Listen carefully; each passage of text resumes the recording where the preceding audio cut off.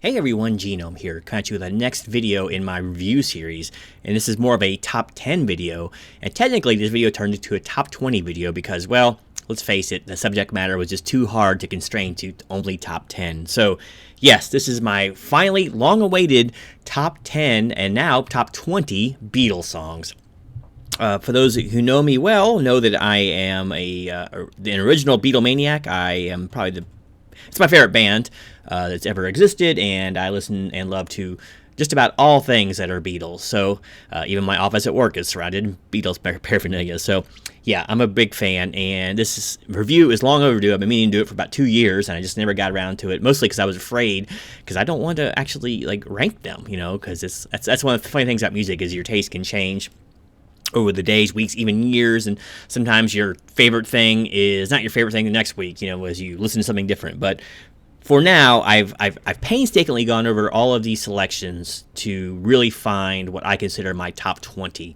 This was originally going to be a top 10 video, and I have changed it up to top 20. I will say that my top 10 is pretty much locked in, but honestly, all of the ones 11 through 20 could easily have been in the top 10 as well. So, all right, so let's go ahead and get into it. I'm going to go ahead and go in descending order. So we're going to start with number 20 and work our way all the way to number 1. Makes sense, right? And I'll try to put a timestamp down there in the description below if you just want to go to the top 10. I understand. But anyway, hope you enjoy, and let's get into it. So at the number 20 spot, we have Two of Us. This is off basically the last album that they put out, and this is probably one of the last examples of Paul and John harmonizing on a song. And this is this reminds me of some of their earlier work.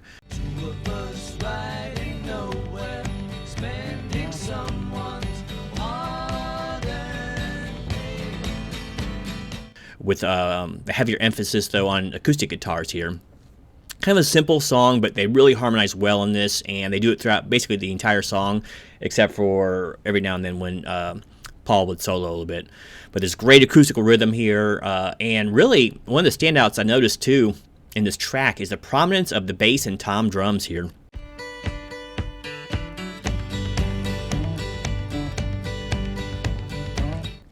Ringo's really coming through really clear on this track, which is kind of surprising on more an acoustical thing. Usually they'll mute the drums a bit, but just a great song.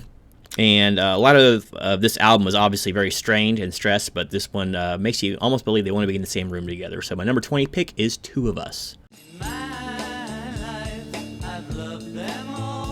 All right, for my 19th pick, I'm going with I'm Only Sleeping. Yes, the John Lennon classic here. And this song has a lot going for it. Before they went full psychedelia, which is a spoiler alert, almost none of those songs, really none of them made it into this list. That's my least favorite time of the Beatles. I'm not a fan of Magical Mystery Tour or Sgt. Pepper. I know it's blasphemy, but that's what it is. But when they did not go full psychedelia and be weird for weird's sake, they could really put out some great dreamlike songs, and this is one of them.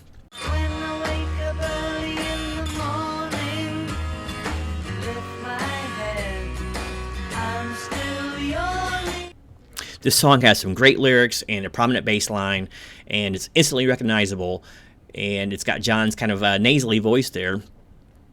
At least that's how it's recorded, and it's very distinct, and I couldn't imagine anyone else actually singing it. So great song, and this is my number 19 pick, I'm Only Sleeping. All right, so for number 18 is going to become a bubblegum song, right? And that is She Loves You. This is one of the songs that really put them on the map, and it probably has the most famous yeahs in music, right? Yeah, yeah, yeah. She loves you, yeah, yeah, yeah. She loves you, yeah, yeah, yeah. This is actually some inspiration for the first Monkees hit, Last Train to Clarksville, right? So I like the abruptness of this tune. It starts and stops. With a love like that, you know you should be glad.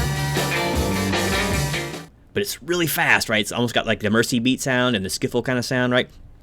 But then it'll kick down, pause for a few seconds, and then kick back up again. It's a nice start and stop kind of tempo. I like that a lot. Very infectious song. And great harmonization, especially on the standard verses. So good. Also, no special note here is I feel like I'm going on a Ringo love fest here, but listen to Ringo's cymbal work on the song. His hi-hat work is really good here, not to mention his ride.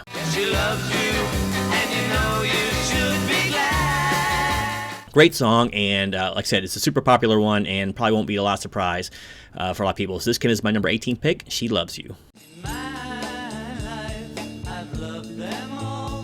For my number 17th pick, I go with a more introspective song, and that is In My Life. This is another like John Lennon ballad here, as he, at the ripe old age of, 22 or 3, is looking back with wistfulness on his life.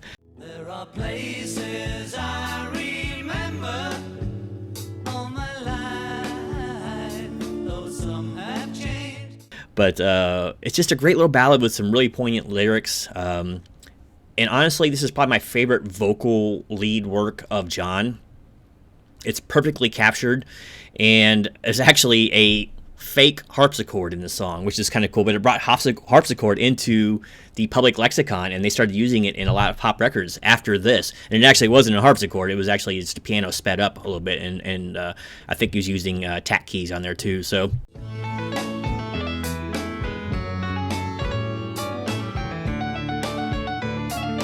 just a great ballad, great song, and a very retrospective song, like, for considering how young they were. But they already been through a lot, I mean, at least as far as touring goes. But just a great song, and it's my number 17 pick, and that's In My Life. All right, for my next pick, number 16, is going to be a really oddball one, and that's Don't Pass Me By. Yes, we have some Ringo vocal goodness here, and what a funky song, man.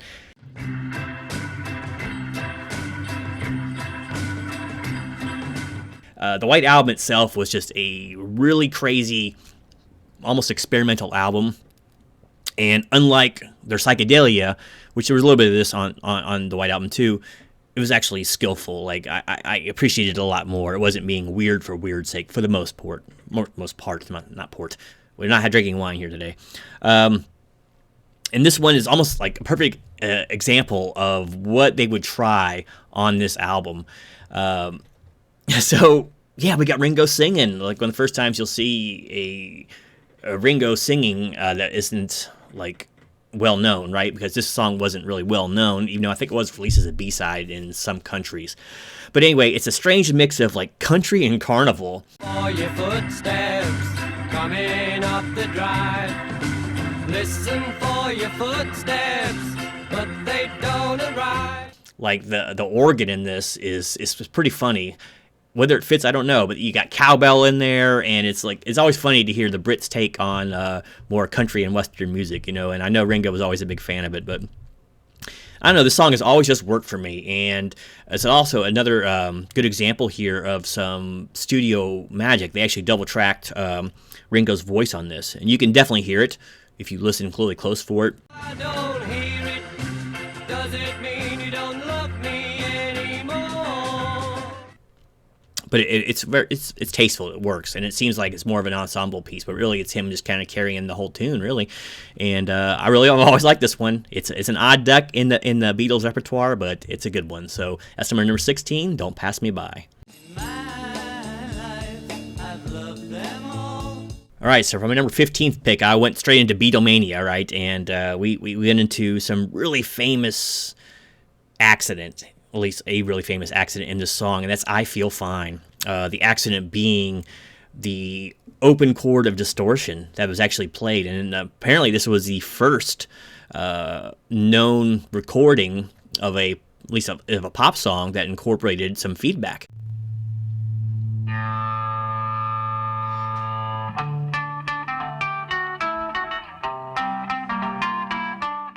So really interesting, and it works. But this whole song just works, and it's so indicative of the Beatlemania that was running around, and it just kind of exemplifies one of their songs. Very distinct guitar notes and interesting drum work, a lot of cool fills there. You know she said so. I'm in love with her and I feel fine. And in this time frame, their music was just so full of perfect harmonies. that's why I really like this. I like their earlier stuff, usually by and large better than their later stuff, because they just harmonize so well together, and their music was so interesting on a more standard, in a more standard way, right? They weren't going for sitars and all that studio magic quite as much. So really dig the song. It's got some great wordplay. That baby buys the things, you know. He buys the diamond rings, you know. She said so. Very distinct guitar, kind of a plucking guitar sound, which I really dig on. So that's my number 15 pick, I Feel Fine. So for number 14, we're going back to the White Album. There's going to be a lot of songs off the White Album on this list, believe it or not. And this one is kind of a pastiche, right? And once again, we find the Beatles trying to channel a Brit's idea of of rural America, right? And that is Rocky Raccoon. Somewhere in the black mining hills of Dakota, there lived a young boy named Rocky Raccoon. Another odd duck song, but fun. This is a lot of the ways in the same vein as Don't Pass Me By, and Don't Pass Me By follows the song on the album, so kind of makes sense. It is almost like an addendum, right? Passing By is this song. So there's a lot going for this song. It's cool. It is it's got an odd kind of signature. Not really so much the time signature, but just the whole quality of it is it's kind of a loping song. To help with good Rocky's revival. Oh, yeah, yeah. So, like, and lope isn't like a horse, but maybe that was intentional. Rural. But it's got like one of my all-time favorite, maybe my favorite vocal line delivery in all the Beatles, and that's when Paul goes into "Only to find Gideon's Bible." Rocky Raccoon checked into his room, only to find Gideon's Bible. You know, such a great little like line, so simple, but it just works, and the way he sings it is perfect. Love how he does it. This is, like I said, this is just kind of a funny take on, I guess, what the Beatles would consider like rural America and their quaint ways, like hoedowns and such, and gunfights that are always supposedly going on over here, right? But just a fun song, a little bit weird. I can dig on it though, and for a weird song, it still has pretty like coherent structure, which I can really appreciate, right? So once again, it's not being weird for weird's sake. Just a good song. It's got that nice honky tonk piano going on too, so that's always a fun one. So yeah, and some pretty blistering fiddle work, if you will, too. So that's my number 14 pick, Rocky Raccoon. All right, so for my number 13th pick, I'm going back to an older song in the repertoire, and that is No Reply. This is a Lennon song, a Larry Lennon heavy song. He wrote it and all. And this song kind of veers away from the pure radio-friendly hits that they were used to putting out there. And this wasn't, it was a love song, but a love-lost song. This happened once before. I came to your door. No reply. And it was while it was happening too. So like only one party actually knew it at the time, right? And one was avoiding the confrontation. But just it's got great lyrics and a great group harmony going on here. I saw the light. I saw the light.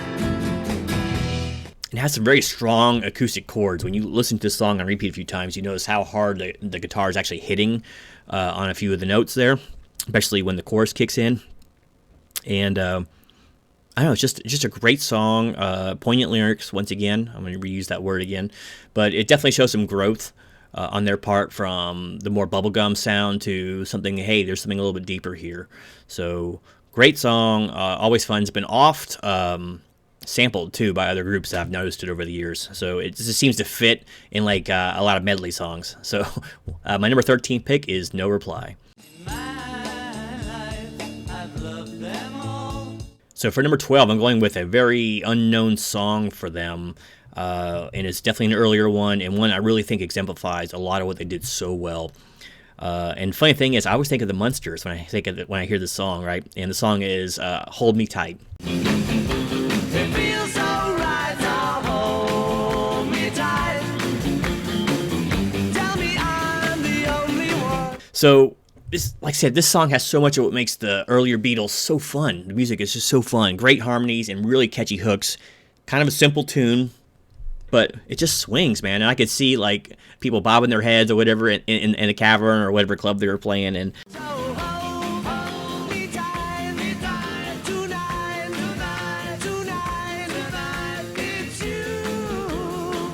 just such a fun, infectious song. It's one of those songs that kind of worms its way into your head and you want to keep hitting the repeat button. Being here alone tonight with you, it feels so right now. Especially if the weather's nice outside and you're driving down the highway. So great song. If you've never heard it, give it a try. You'll hear, of course, little bits all throughout these, as long as YouTube doesn't just keep me from uploading it. So anyway, that's my number 12 pick, Hold Me Tight. So for my number 11 pick, I'm going once again to the White Album, and this one is really, really notorious in a way, and all for all the wrong reasons. That's none other than Paul's Helter Skelter. To the bottom, I go back to the top of the slide. Where I stop and I turn and I go for a ride. Till I get to the bottom and I see you again. A lot of people consider this the very first metal song. A lot of people call it proto-metal, whatever you want to call it. It is heavy, heavy, heavy. The story behind it's pretty funny. I won't go into it here.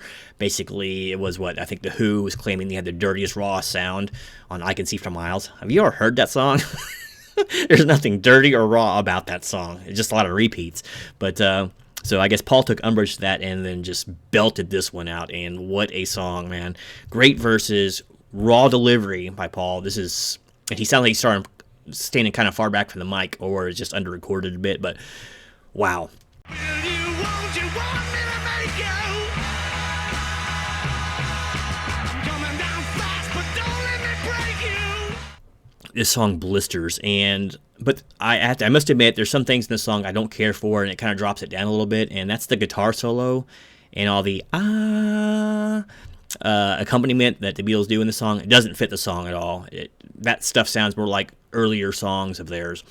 And so it doesn't really fit. Now, whether they put it in there just to be different or they didn't know what to do with the song, there's that. But I mean, the height of its ranking just shows like what a monstrous song this was before those things were added. So if I can take two parts of a song that I don't even care for and still rank it this high, that shows you how much I think of this song. Now, I know a lot of the Beatles and a lot of their fans don't care for this song, and of course the way it gained notoriety, which through no fault of theirs, kind of gets people looking down upon it. But man, this song is just ferocious, and Paul's voice works. You know, man could scream when he wanted to. So my number 11 pick is Helter Skelter. I got blisters on my fingers.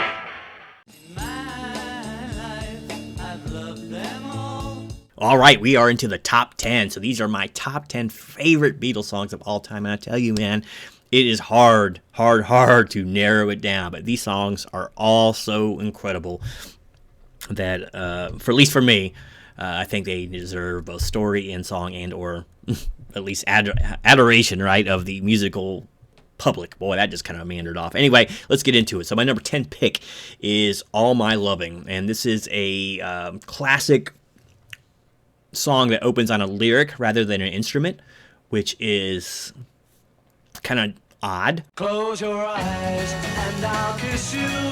Tomorrow I'll miss you. Remember, I'll always be true. I like it a lot, and it really sets the tone. This song has great energy. It moves. And you know, the funny thing is it sounds kind of simple. The song sounds simple, but it just jams, and I imagine this one ate up a lot of guitar picks because if you listen to the rhythm here, he is just wailing. I think John actually played the rhythm on this song, and he's just wailing on that rhythm guitar. I'll pretend that I'm missing the lips I am missing. So yeah, songs like that tend to eat the picks up pretty good. Think of the song "Creep" from Radiohead, same kind of thing there.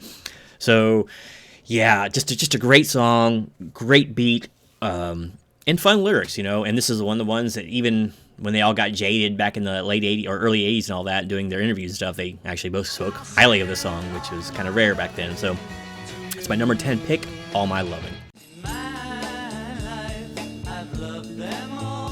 So for my number 9 pick, I'm going with a more introspective song, and this is a Paul song, not a John song, so how about that? And that is For No One. This song is so amazing. Your day breaks your mind aches. You find that all her words of kindness linger on when she no longer needs. Great lyrics and delivery from Paul, and it's kind of a wordplay song, right? So, I mean, think about some of the lyrics, even the first one. Your day breaks, your mind aches, you know. I like that. It's got rhyme and meter on both, you know, the first two verses, and it's like that throughout. And, but it doesn't, like, completely stick to that at all times, which is nice. This song does not sacrifice its lyrics and its message in order to fit certain parameters of a song, right? Another good example of them, like, or of him abandoning that too, is a little bit later on, doing a kind of a semi-chorus, right? In her eyes you see nothing, no sign of love behind the tears, you know. And in her eyes you see nothing, no sign of love behind the tears. And think about the words, man. So it's like, this one, I don't need to rhyme. This thing speaks for itself, and these are some of my favorite lyrics in the entire Beatles repertoire. Great song. You know, for fans of the Beatles, I know it well, but this is not a song that really was played on the radio, and so you would miss, you know, a lot of people have probably been introduced to this song, but it's a good one. It's a lovelorn song from Paul, and it's just sung so well, and the song just works. So my number 9 pick is For No One. So for my number 8 pick, we're going for something a little more up-tempo, right? We're going back to the good old days of Rubber Soul, right? We're going to Drive My Car. And this might be the most fun Beatles song to sing, just because you can get a little gravelly with it, right? Because Paul's voice got a little rusty on this one, which was on purpose, of course, but it just works. Asked the girl what she wanted to be. She said, baby, can't you see? Got a great vocal treatment here from Paul, and it just fits the song so well. The only thing I don't like about the song is the beep beep yes. That's kind of once again, I think they probably did that on purpose to kind of give it a saccharine sweet. I don't know if it's a send off to like their olden days there, but that part I can do without. Man, this song is just so good. Baby, you can drive my car. Yes, I'm gonna be a star. Great guitar solo, by the way, which I'm not really a fan of guitar solos usually. This one, it just works so well.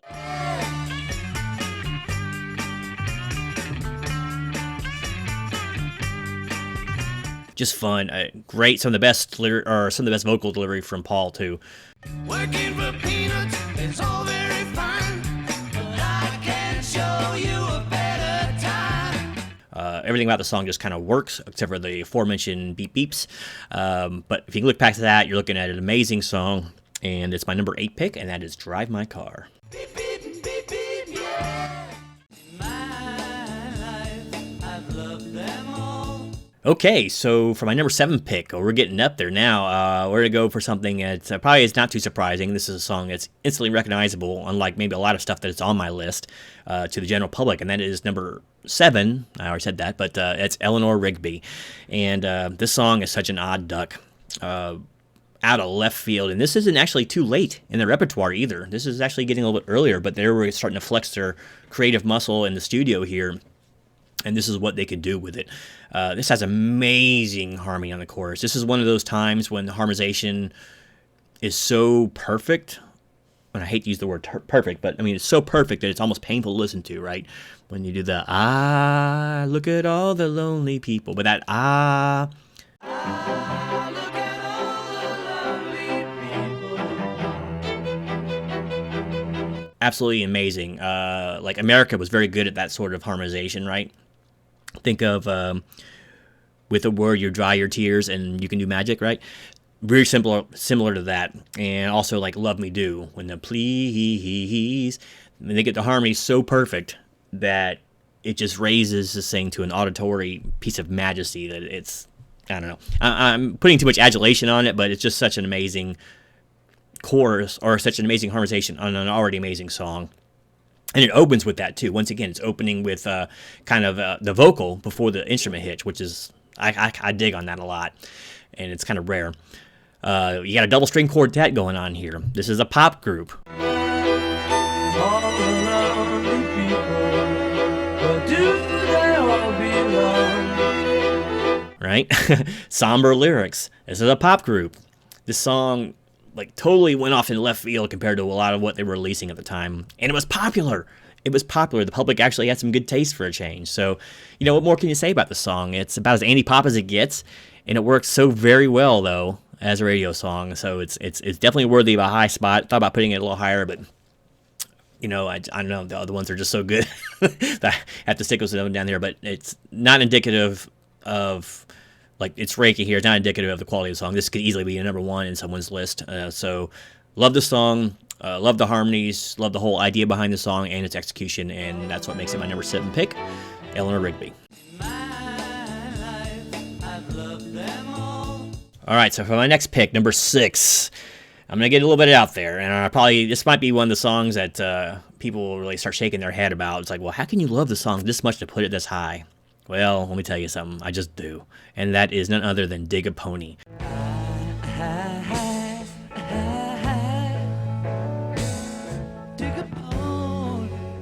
This is probably this is one of the last songs I think they actually did together in the studio, and it's definitely it's definitely the highest place song for me, I think, of all their newer songs, or their more recent songs, right? So, yeah, this song is so out there, and I just dig it. Nonsensical lyrics. Pick a moon dove. Well, you can radiate everything you are. Yeah. Odd time structure, but great vocal delivery in the chorus. It's just so good. And I absolutely love it when John kind of screams out his "I told you so," you know, right before the chorus really kicks in. I told you so, all I want is you. That little kind of break right there. I don't know, just this song has always just worked for me, man. It's an oddity. I've always just really dug it. I don't care that much about lyrics, to be honest with you. I mean, I know I've talked about them in a few of the other songs in this list, but by and large, when you're worried about, you know, rhyme and meter once again, I'm not too worried about the lyrics. You know, Phil Collins made a whole career of people not being able to understand what he was talking about for a lot of his big songs, right? So why not? But I've always loved this song.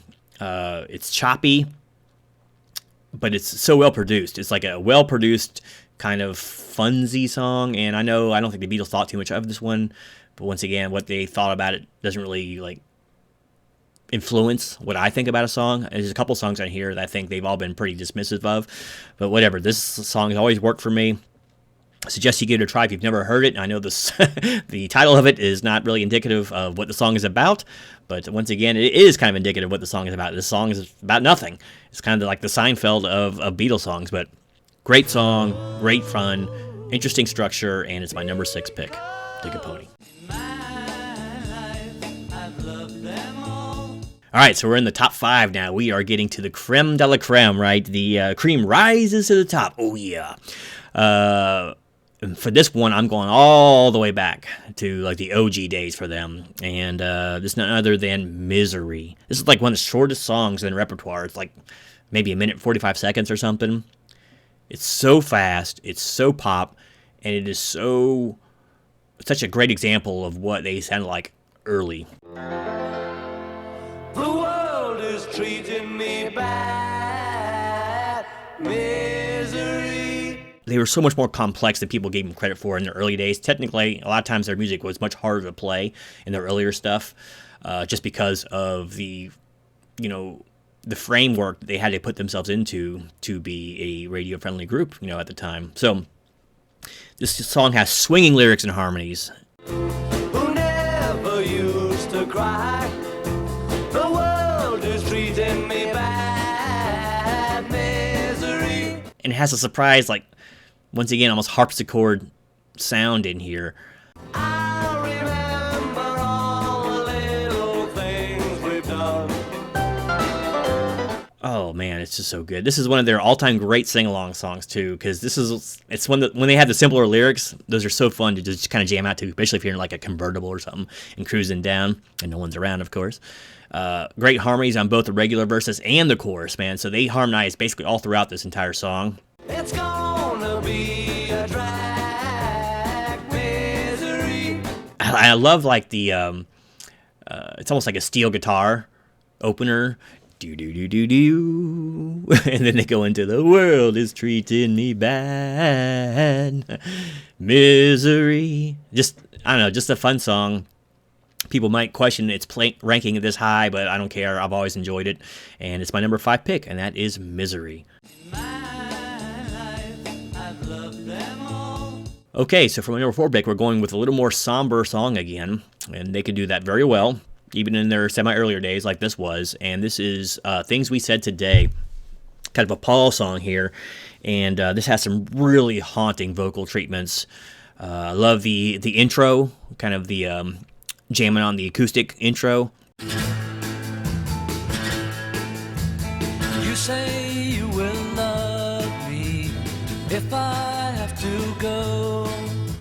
And it's got a really fast, almost like what I call this, like almost like a bossa nova or whatever I think, but I don't know, it's just got a lively backbeat, great lyrics, man, so many good things here. You'll be thinking of me, somehow I will know, someday when I'm lonely. If you think about what they're talking about, you know, someday when we're dreaming, you know, deep in love, not a lot to say. Someday when we're dreaming, deep in love, not a lot to say.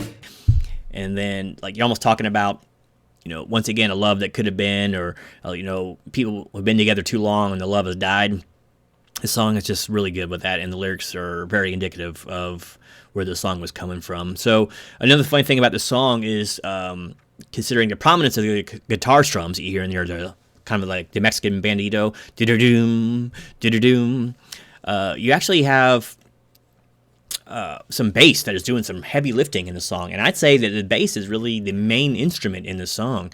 If you listen to the recording closely, there's actually not a ton of guitar in this, or at least a ton of guitar that comes through. This is almost entirely carried on the bass. So once again, usually that's indicative of Paul flexing his muscles, because the man could put out some interesting bass lines. So just thought I should point that out, and it's my number 4 pick, Things We Said Today. All right, so this is starting to get long, but we are in the top 3 now, so let's go ahead and jump right into the final 3.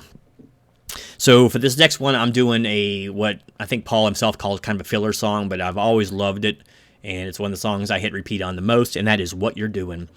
This is once again more of their earlier album release kind of stuff, but they had started to drift into more meaningful songs at this point, and once again, this has some, some love and trouble kind of lyrics from Paul. I have a lot of Paul songs in here, don't I? This song just worms its way into your head, man. It's got this Beach Boys like style jangly guitar. You can almost hear this on Pet Sounds, right?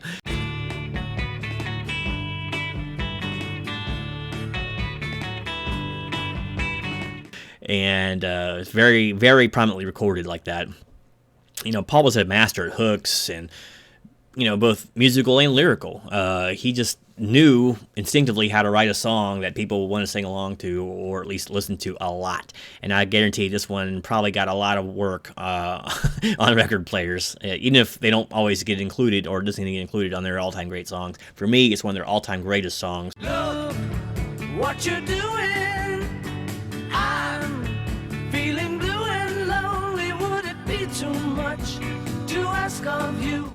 And it's just one of the ones I enjoy going back to the most. You know, some songs may have, you know, bigger themes or catchier hooks, or I don't think any of the other songs have really much catchier hooks than this one, but, and loftier ideals. But this one just works for me. This song just works overall. It's short. It's not too long. It's not overly pretentious.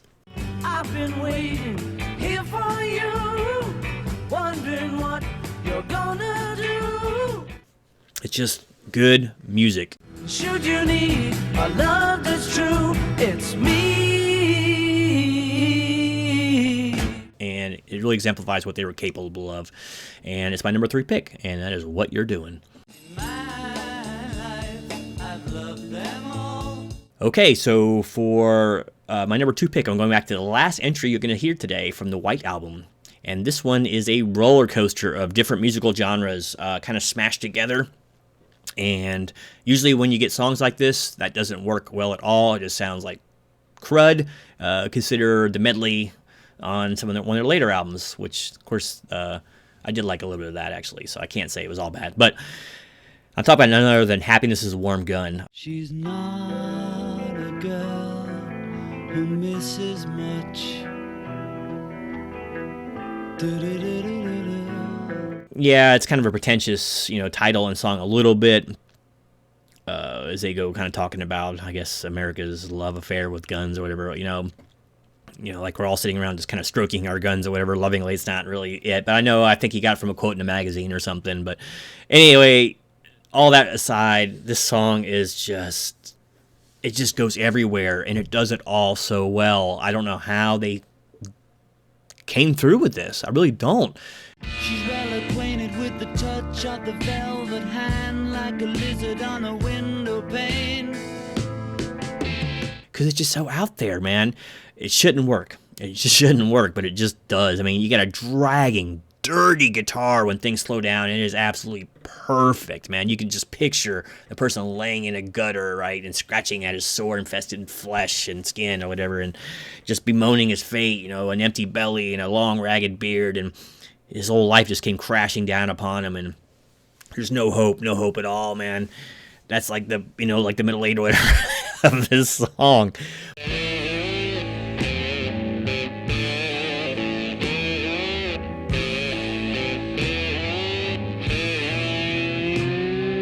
But it's like it has that nice, like kind of poetic opening, and then it goes into like the heroin withdrawal, poor homeless guy, whatever, in the middle. Down to the bits that I left uptown. I need a fix 'cause I'm gone down. And then you go into kind of a doo-wop ending. Happiness is a warm gun.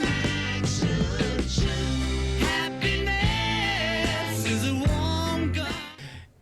Oh, it's just all over the place, and I've always loved this song. So what makes it work so well, I don't know.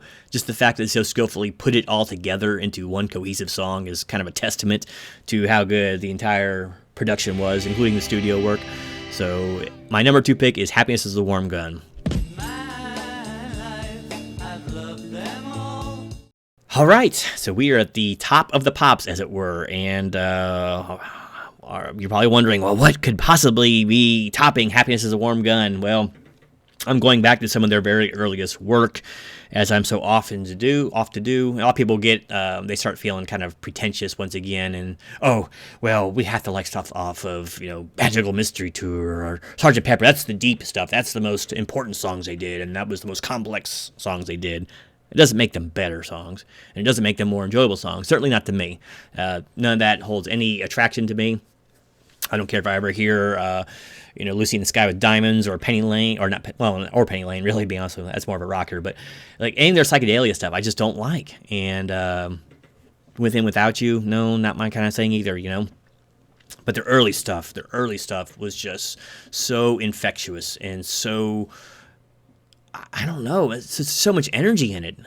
I can only imagine what it was like to see them back in those little clubs back in the day, how the crowd probably went nuts, even before they did the stadiums and stuff, of course. Well, I'm talking about maybe, I don't know if it's not their most famous song. It's hard to say who their most famous song is, but for me, their greatest song ever is I Saw Her Standing There. So how could I dance with another? Oh, and I saw her standing there. And, wow, when the stars align, you can make a pretty incredible song with some kind of bubblegum lyrics, right? So first off, let's talk about the bass line of the song, man. Kicking bass line.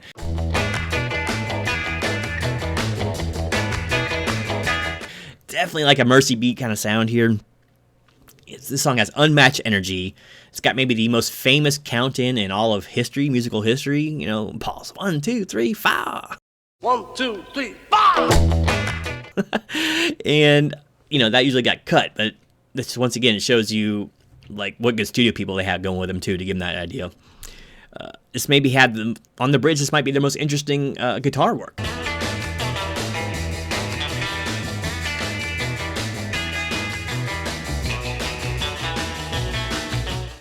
And this song is just came together. And this may be the epitome of their Mercy Beat roots. I know I can just never get sick of listening to this song. And that's the testament of a great song, right? At the end of the day, it's not how technical a song was, how complicated. And don't get me wrong, this song is very technical. Try playing this sometime. This is not an easy song to play. Almost any of the beats on this song.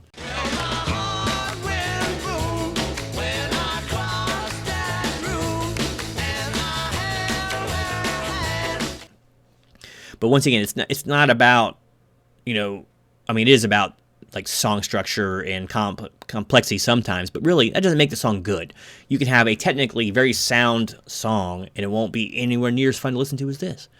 This song I can just listen to nonstop over and over and over, and I have for years, and never get tired of it. Like when I play Beatles Rock Band even, that should be another video, I play this song probably more than any of them because I just don't get sick of it. And that is what exemplifies a pop song or just a song in general. It's a song that you don't ever get tired of.